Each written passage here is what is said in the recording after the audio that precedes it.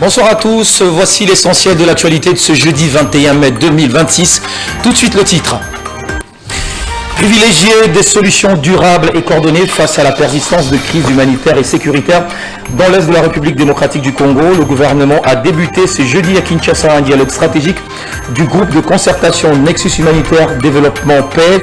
Le vice-premier ministre de l'Intérieur a quant à lui réaffirmé la volonté de l'exécutif de renforcer la synergie entre les actions humanitaires, le programme de développement et les efforts de stabilisation. À Kamina, les travaux de formation des administrateurs de la cellule indépendante d'évaluation des acquis scolaires se sont clôturés au centre de ressources numériques présidé par les autorités éducatives provinciales. Cette cérémonie de clôture a insisté sur la mise en pratique des compétences acquises afin de renforcer l'efficacité du système d'évaluation scolaire sur le terrain. Et puis l'humanité célèbre ce jeudi 21 mai la journée mondiale de la diversité culturelle pour le dialogue et le développement, une occasion de rappeler que les différences culturelles sont au service de la paix, du dialogue et de la créativité. De l'échelle mondiale aux rues de Kinshasa, la diversité culturelle s'affirme aujourd'hui comme un véritable levier de cohésion et de développement.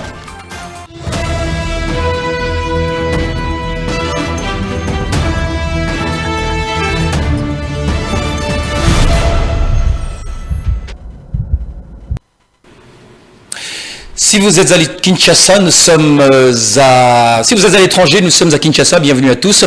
Face à la persistance de crises humanitaires et sécuritaires dans l'Est de la République démocratique du Congo, le gouvernement entend privilégier des solutions durables et coordonnées.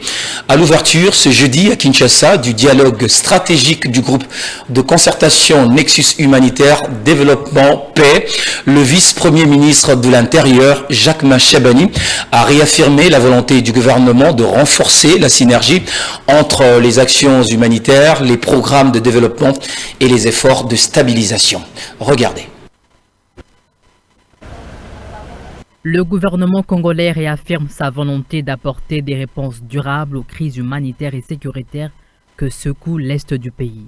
C'est le message porté ce jeudi 21 mai 2026 à Kinshasa par le vice-premier ministre, ministre de l'Intérieur, de la Sécurité, de la Décentralisation et des Affaires coutumières Jacquemain Chabani Luko Biango à travers de l'atelier de 2 jours du dialogue stratégique sur les solutions durables du groupe de concertation Nexus Humanitaire Développement Paix. Mesdames et messieurs, le ministère de l'Intérieur, Sécurité, Décentralisation et Affaires coutumières attache une importance particulière à cette démarche, dans la mesure où les questions liées au déplacement interne touchent directement à la sécurité intérieure, à la cohésion sociale, à la gouvernance territoriale, ainsi qu'à la stabilité des communautés. Le gouvernement de la République réaffirme à travers ma voix sa détermination à poursuivre les efforts visant à créer les conditions nécessaires au retour volontaire, sûr et digne des populations déplacées, à leur réintégration socio-économique ainsi qu'à la stabilisation durable des zones affectées. Le vice-premier ministre Jacquemain Chabani a insisté sur la nécessité de renforcer la coordination interinstitutionnelle, de soutenir les provinces dans la mise en œuvre de la stratégie et d'assurer une meilleure articulation entre les interventions humanitaires, les actions de développement et les efforts de stabilisation. Les expériences menées en Ituri et au Tanganyika ont été citées comme des dynamiques encourageantes vers la construction de solutions durables. À travers cet atelier, les autorités congolaises et leurs partenaires entendent identifier des mécanismes plus efficaces pour répondre aux crises récurrentes et consolider les efforts de paix, de développement et d'assistance humanitaire dans les zones affectées. Alors que la maladie à virus Ebola continue de susciter l'inquiétude dans l'Est de la République démocratique du Congo et en Ouganda, la riposte humanitaire s'intensifie sur terrain. À Bunia, 50 tonnes de matériel médical et sanitaire ont été déployées par l'UNICEF afin de renforcer la prise en charge des équipes de santé et de protéger les populations exposées. Selon les données du ministère de la Santé, le pays a déjà enregistré environ 600 cas suspects à ce jour. La riposte contre l'épidémie d'Ebola s'intensifie dans l'est de la République démocratique du Congo et en Ouganda. Face à cette urgence sanitaire qui touche particulièrement la province de l'Ituri, le Fonds des Nations Unies pour l'enfance, UNICEF, multiplie les actions pour soutenir les équipes médicales et protéger les populations exposées au virus. À Bunia, l'UNICEF a acheminé 50 tonnes de matériel destiné à la prévention et au contrôle des infections. Parmi ces équipements figurent des désinfectants, du savon, des équipements de protection individuelle, des comprimés de purification d'eau ainsi que de réservoirs d'eau pour renforcer les mesures d'hygiène dans les zones affectées. L'agence onusienne annonce également le déploiement imminent d'une équipe multidisciplinaire d'urgence chargée d'appuyer les autorités sanitaires sur plusieurs fronts. Un accent particulier est mis sur la communication de risques et la mobilisation communautaire afin de sensibiliser les familles aux modes de transmission du virus et aux gestes de prévention. Sur terrain, plus de 2000 agents de santé communautaire sont déjà mobilisés. Des activités de renforcement de capacité du personnel soignant sont en cours pour améliorer la prise en charge des malades, le respect des mesures de protection et la surveillance épidémiologique dans les zones difficiles d'accès. L'UNICEF travaille en étroite collaboration avec l'Organisation mondiale de la santé et les centres africains de contrôle et de prévention de maladies pour soutenir les efforts des gouvernements congolais et ougandais dans cette lutte transfrontalière contre Ebola. Selon les dernières données sanitaires actualisées du 21 mai, la province de l'Ituri compte désormais près de 600 cas suspects d'Ebola, dont 51 cas confirmés en laboratoire, ainsi que 139 décès suspects enregistrés depuis le début de cette 17e épidémie déclarée en République démocratique du Congo. À Kamina, dans la province éducationnelle du Haut-Lomami 1, les travaux des formations des administrateurs de la cellule indépendante d'évaluation des acquis scolaires se sont clôturés ce mercredi 20 mai au centre de ressources numériques présidé par les autorités éducatives provinciales. Cette cérémonie de clôture a insisté sur la mise en pratique des compétences acquises afin de renforcer l'efficacité du système d'évaluation scolaire sur le terrain. Après 8 jours de travaux intensifs, la formation des administrateurs de la cellule indépendante d'évaluation des acquis scolaires s'est clôturée ce mercredi 20 mai 2026 dans la salle du Centre des ressources numériques de Kamina, dans une ambiance marquée par la satisfaction et l'engagement des participants. Organisée dans l'objectif d'asseoir une gouvernance éducative fondée sur le preuves, optimiser l'efficience des investissements et garantir une éducation inclusive de qualité pour chaque enfant congolais. Présent à la cérémonie, l'inspecteur principal provincial Claude Kankou-Kandé a rappelé aux participants dans ce propos l'une des réformes parmi les 12 du sous-secteur de l'éducation qui porte notamment sur l'assurance qualité. Dans son mot de clôture, le prophète Olmami 1 Alfred Sabiti Kaboyo a quant à lui remercié les facilitateurs pour le travail abattu et plaidé pour la transformation des connaissances acquises en action sur terrain. Qu'il me soit permis au nom de la province éducationnelle Olomami 1, chers participants, vous avez changé des expériences approfondies. Vos connaissances et réfléchi sur les mécanismes permettant d'assurer une évaluation crédible, objective. Odon Kajama, superviseur formateur de la CIS, a insisté quant à lui sur l'efficacité des administrateurs pour atteindre les objectifs sur terrain après leur déploiement. La formation de 8 jours consistait à former des administrateurs qui seront dans les 17 écoles répertoriées en vue de contrôler les acquis scolaires. L'efficacité d'abord. Nous attendons l'efficacité. La cérémonie de clôture a été marquée par la remise des attestations aux participants, symbole de leur participation active à cette formation, ouvrant ainsi la voie à des descentes dans des écoles pour contrôler les acquis scolaires. Cette évaluation permettra donc de confronter les acquis de 2026 au référentiel de 2021, offrant ainsi une mesure exacte de la trajectoire de progrès du système. À Chikapa, plusieurs organisations non gouvernementales se mobilisent pour sensibiliser les élèves au retour sur le chemin de l'école après un mouvement de soulèvement spontané ayant provoqué, entre autres, une importante déperdition scolaire dans la ville. C'est un reportage de Faustin Koumbi. Dans la province du Kasaï, le projet d'apprentissage et d'autonomisation des filles, le PAF, est une réalité. La bourse scolaire est effective. Lors de la hors-session 2026, les élèves filles des écoles secondaires publiques n'ont payé aucun frais de scolarité. Elles ont été entièrement prises en charge grâce à la bourse scolaire du projet. Une opinion note la déperdition scolaire visant cependant les effectifs des filles aux épreuves. Ces causes n'ont pas encore été officiellement présentées. Pour certains, ces phénomènes seraient liés au renvoi massif des élèves filles dans les écoles de Chikapa avant les débuts des épreuves. Face à cela, plusieurs organisations non gouvernementales se mobilisent. Elles organisent des séances de sensibilisation pour rappeler les instructions officielles émises en matière d'éducation. L'ONG Amour Plus l'a fait concernant la bourse scolaire du PAF. Oui, nous avons parlé aux filles parce que depuis qu'il y avait eu un mouvement des jeunes filles qui avait marché concernant les paiements tardifs de la bourse qui était à leur destination, on a trouvé une déperdition, même à l'examen d'État, on a trouvé que les effectifs qui étaient déclarés et ce qu'on avait trouvé ne coïncidaient pas. C'est comme ça que nous leur avons dit que le projet PAF est un projet réel, est un projet de l'État, est un projet qui est venu répondre aux souffrances ou aux différentes difficultés que racontaient certains parents pour payer les frais scolaires de leurs élèves filles.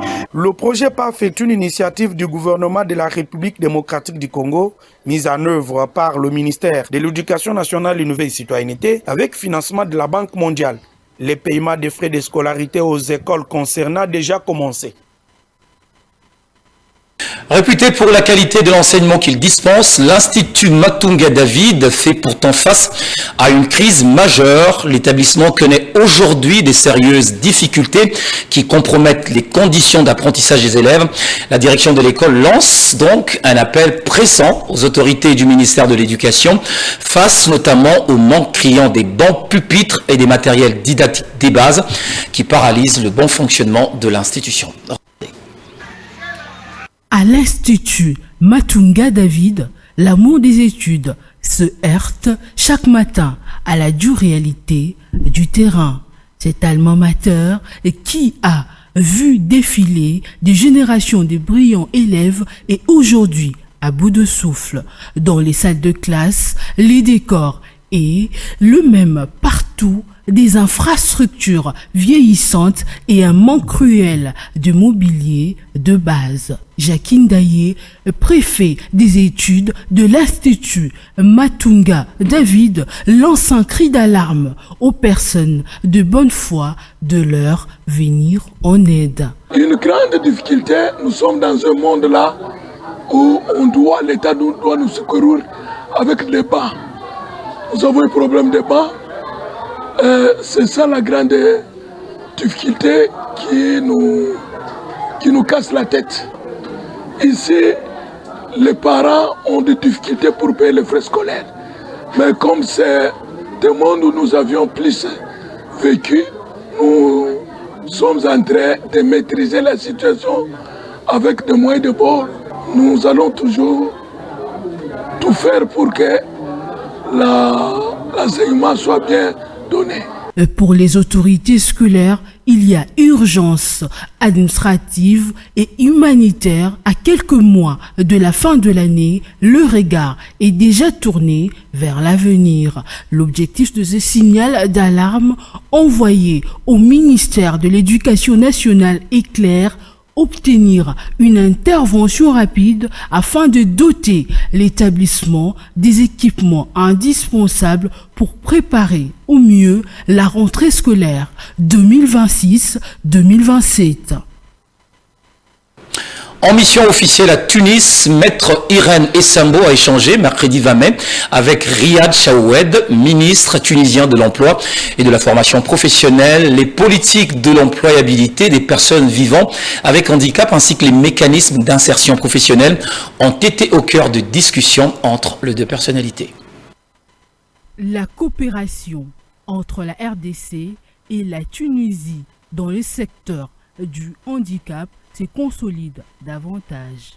En mission officielle à Tunis, Irène Essambo Diatta a consacré la journée du mercredi 20 mai à des rencontres stratégiques avec le ministre tunisien de l'Emploi et de la formation professionnelle Riyad Chawed. Au centre des échanges, les politiques d'employabilité des personnes vivant avec handicap, le mécanisme d'insertion professionnelle ainsi que les mesures d'accompagnement mises en œuvre dans les deux pays.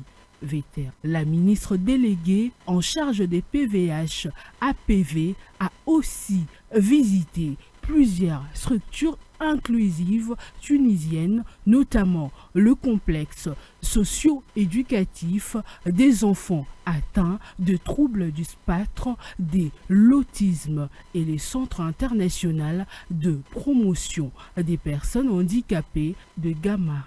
Ces visites ont permis à la délégation congolaise de découvrir les approches tunisiennes en matière de prise en charge des réhabilitations et d'inclusion socio-professionnelle des personnes handicapées. Irène Sambo-Diatta a salué l'efficacité du modèle tunisien et plaidé pour un renforcement de la coopération entre les deux pays, particulièrement dans le domaine de l'autisme où la RDC prévoit l'ouverture prochaine d'un centre spécialisé. Une réunion de recadrage ce jeudi 21 mai 2026 à l'inspection générale de police nationale congolaise. Le commissaire divisionnaire principal, Filemon Patience Mouchidiav, a rappelé ses directeurs à l'exigence des résultats avant de procéder à la nomination du commissaire supérieur principal, Jean-Baptiste Numbi, à la tête de l'antenne provinciale de Kinshasa. Les détails de ce reportage avec Nathalie Zaina. De la municipalité de la Gombe à celle de Lemba, l'inspection générale de la police nationale congolaise a marqué une journée de rigueur et de réorganisation. Collègues directeurs, officiers et agents de l'inspection générale de la police, nous voilà réunis pour 2 points seulement. 1. Rappel des missions de l'inspection générale de la police. Et 2, c'est la discipline au sein de la police, au sein de l'inspection générale même. Au cabinet de l'IGPNC, le commissaire divisionnaire principal, Filemon Patience Mouchidiav, a réuni ses directeurs pour un rappel sans détour. Chaque cadre doit assumer sa mission, produire des résultats et respecter la discipline qui fait l'honneur du service de l'ordre. Le message est clair, le gouvernement attend du concret. Je reviens. Appel des missions de l'inspection générale de la police. Et 2, la discipline au sein de l'inspection générale de la police. Pour donner un nouvel élan à l'action dans la capitale, un changement à la tête de l'antenne provinciale.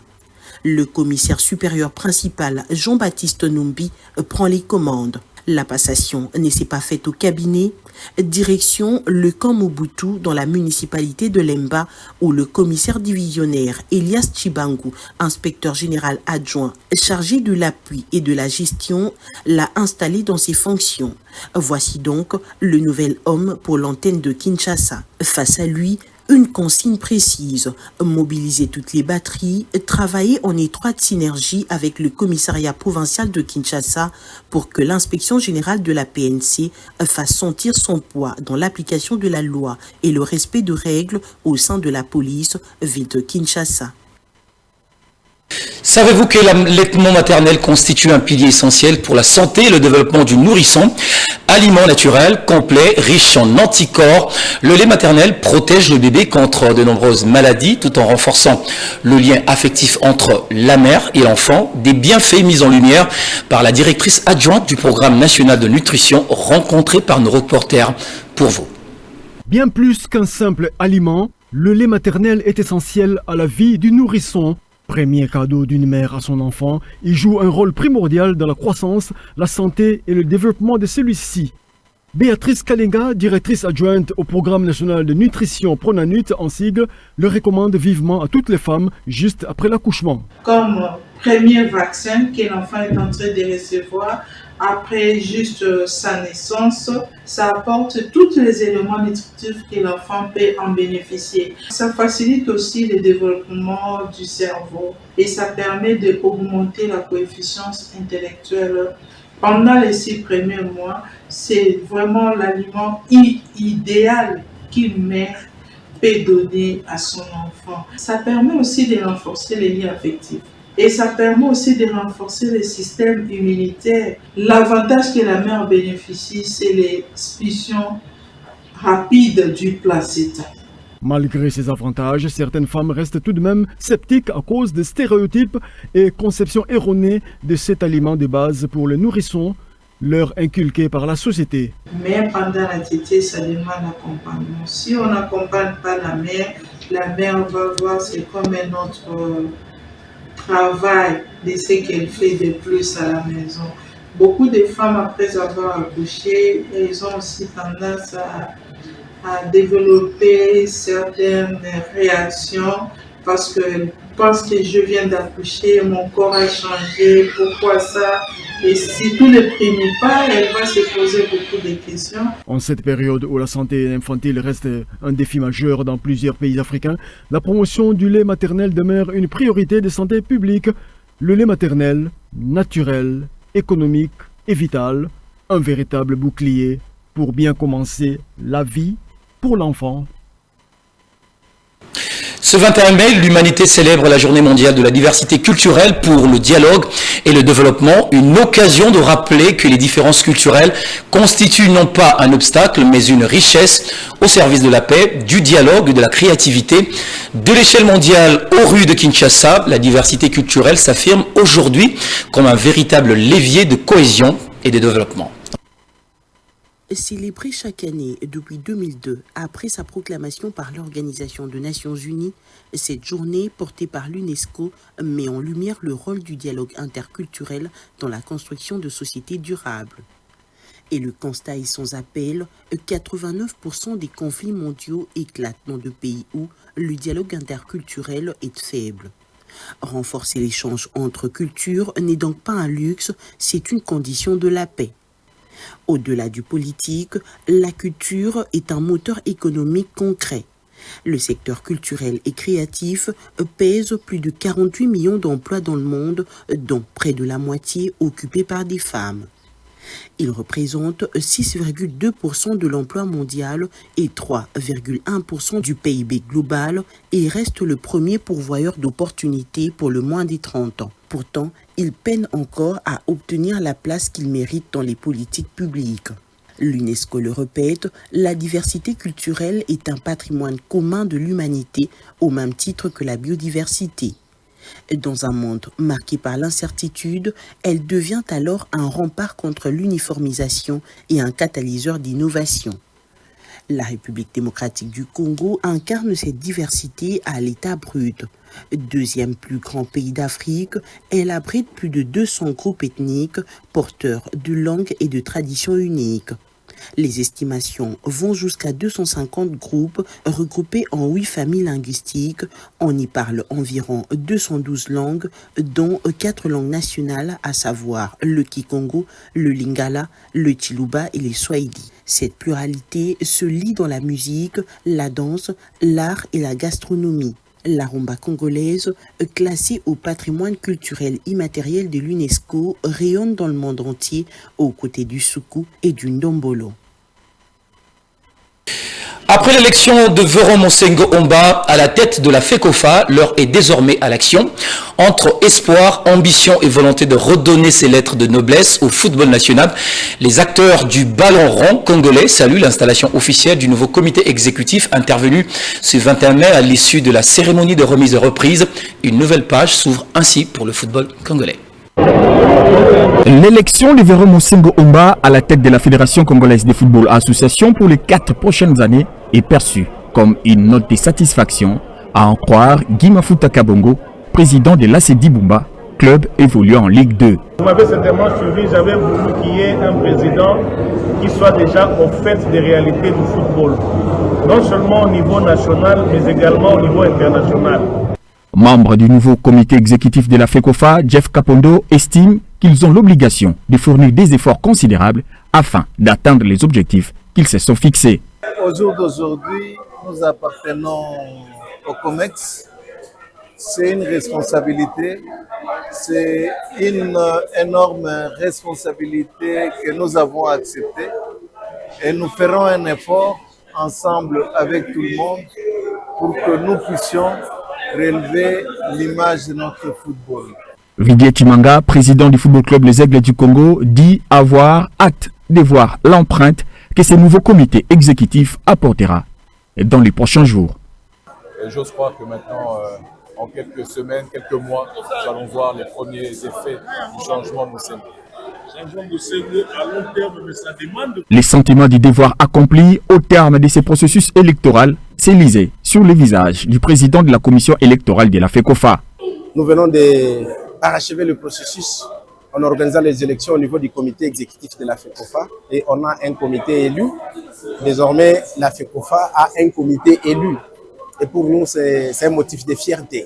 Élu le 20 mai, le nouveau bureau exécutif de la FECOFA prend officiellement ses fonctions ce 21 mai à l'issue d'une cérémonie de remise et reprise.